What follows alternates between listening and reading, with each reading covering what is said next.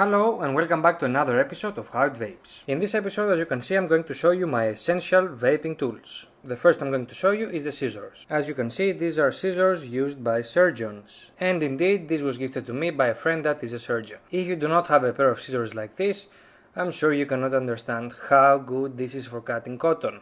It's perfect. First of all, you can cut cotton even at the edge of the scissors. You just go clack, clack, clack, clack. It cuts it all the time, any angle you want, any quantity that you want.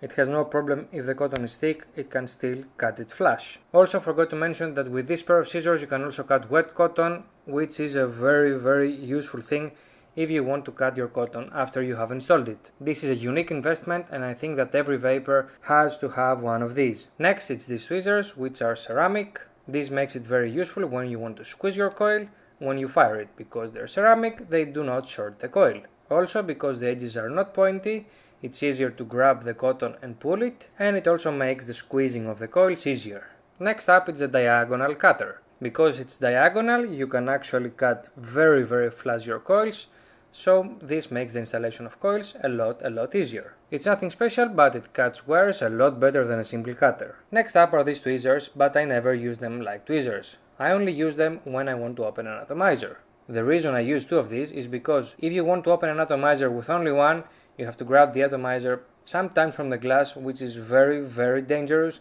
and you might end up getting cut. Some other times it's not dangerous, but the part that needs to turn is so small that your hand actually cannot grab it. This is why you place two of these and you turn the other way around, and then you open your atomizers very easily. Next I have this base which actually reads your ohm, and you can also fire your coils with this one. I usually do not use this one because it's not very handy for me. So I use this piece of wood with an adapter over here. This is a 510 adapter to this adapter. I don't even remember how it's called. But of course you can put your 510 atomizer on here as well.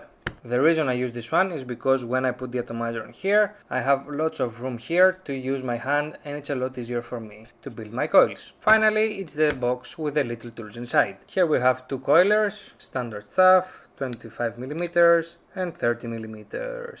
I also have all my hex keys in here, all the different sizes that are needed, and finally I have the screwdrivers. From the black ones I use mostly the Phillips one because the other are too small, and this is only for tightening the screws on the deck. The one I use most of the time is this flat one. It's a 2.5mm one, and it's very useful because I can actually straighten my coils when I use the 2.5mm coiler, and it's also very useful to do this.